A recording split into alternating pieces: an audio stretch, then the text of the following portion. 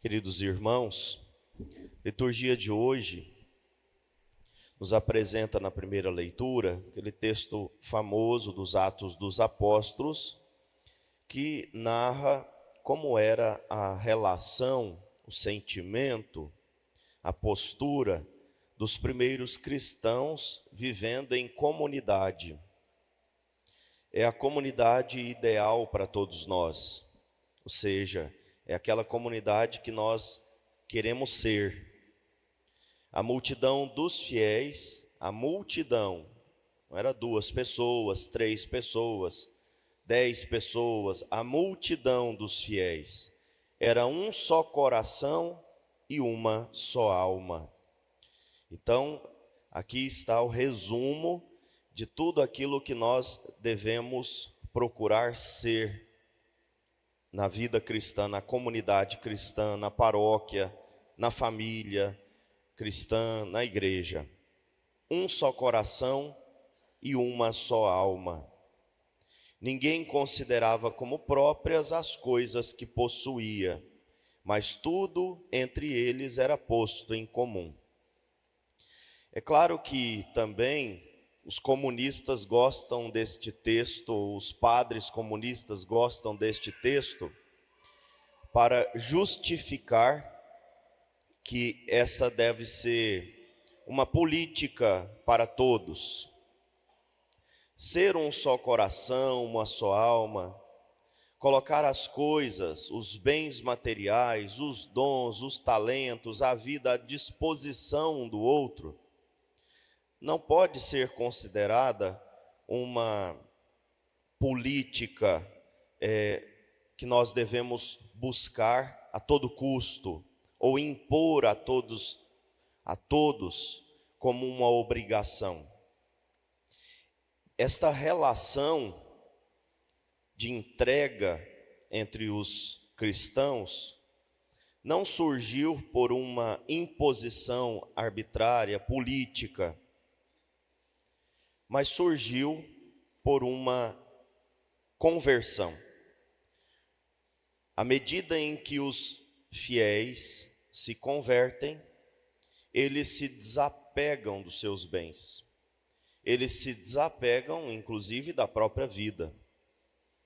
E é por isso que ninguém lhes tira as coisas, eles dão as coisas. Ninguém lhes impõe essa política pública ou esse estilo de vida. Eles aderem a ele naturalmente. À medida em que nós nos convertemos, que nós superamos o amor às criaturas, nós não importamos mais tanto com o que falam de nós, com o que pensam de nós. Não importamos tanto se alguma pessoa nos ofende, se alguma pessoa pisa no nosso pé. E é por isso que um só coração e uma só alma vai se tornando algo habitual. Porque se nós não somos convertidos, nós não toleramos viver em comunidade, porque evidentemente, dentro da comunidade cristã aqui, haviam brigas, haviam falatórios, haviam pessoas que não estavam tão convertidas assim, haviam pessoas que caíam, que fraquejavam, que faziam a coisa errada, porque isso vai acontecer até o fim da nossa vida. Nós seremos fracos, limitados até o fim da nossa vida. Então, um desentendimento, uma palavra fora do lugar, isso sempre acontecerá. Só que como eles eram convertidos, ou era uma comunidade madura e convertida, superavam isso, mantinham a unidade da fé, mantinham a unidade do coração e da alma, em detrimento de todas as coisas ruins que poderiam acontecer. Se nós nos convertemos, nós relativizamos as picuinhas, nós relativizamos as caras feias, nós relativizamos as testas enrugadas, não porque enrugada porque está velha, mais enrugada, de cara feia mesmo, de cara contrariada. Nós relativizamos essas coisas, porque nós buscamos a Deus de verdade, nós buscamos a glória de Deus de verdade, nós buscamos honrar a Deus de verdade. Então as fraquezas humanas, os fracassos humanos vão sendo relativizados.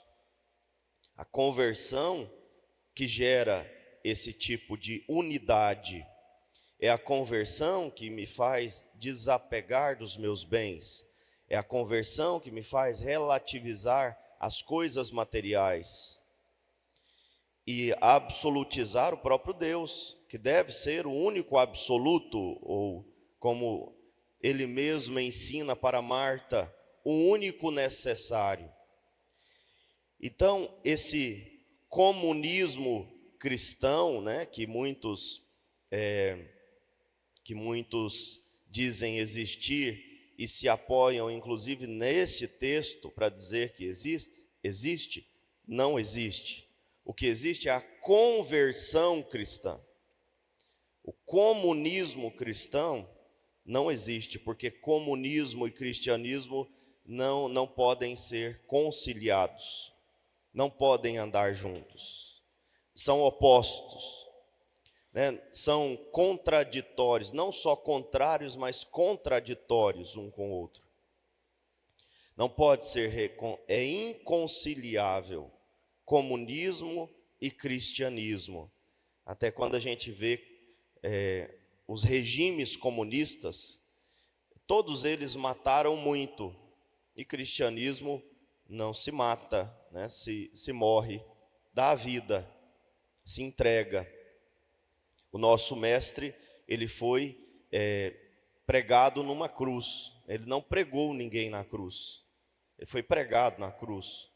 Então o cristianismo dá a vida, o cristianismo não mata ninguém, mas o comunismo matou muito em nome da própria ideologia, em nome do próprio ideal.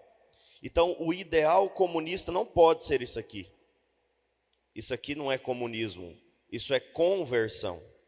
Se nos convertermos de verdade, vamos nos desapegar dos bens materiais e ajudar quem precisa, colocar a nossa vida, os dons e os bens à disposição de todos que precisam.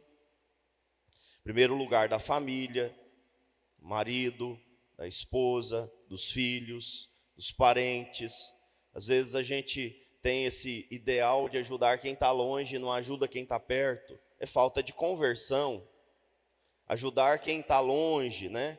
Em outros países, às vezes parece assim mais uma autoinsensação do que uma realidade mesmo de ajuda. Ajudar quem está perto.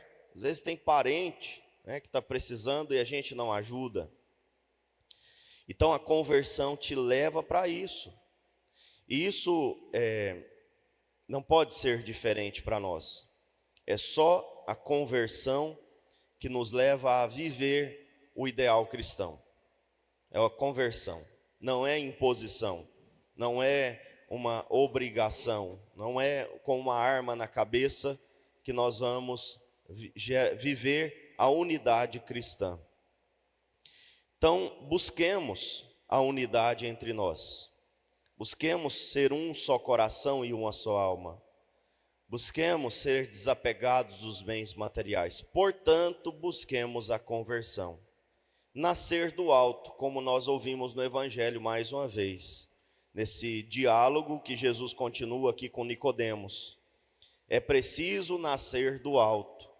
Ontem Nicodemos se questionava, como é que nós vamos nascer de novo? Será que é possível entrar de novo no ventre da mãe? E Jesus estava falando de um outro nascimento, um nascimento espiritual, um nascimento místico. Ele estava falando de nascer da água e do Espírito Santo, nascer do batismo. O batismo é nascer do alto. Morremos para o homem velho e nascemos para a vida nova. Do Espírito seja, viver conforme o Espírito, as aspirações ou as inspirações do Espírito Santo, é preciso nascer do alto. E para nascer do alto, nós precisamos nos converter. E convertendo-nos, nós nascemos do alto. Viver conforme o homem do alto, agir, pensar, ter as opiniões do homem do alto, que é Jesus Cristo. Jesus até questiona de uma forma assim bem dura Nicodemos: tu és mestre em Israel, mas não sabe essas coisas? Quer dizer, você se julga mestre, mas não tem esse tipo de sabedoria? Porque ele não está entendendo o que Jesus está falando. Ele não conseguiu compreender o que Jesus está falando. E muitas vezes a gente não compreende também, como eu acabei de dizer da primeira leitura.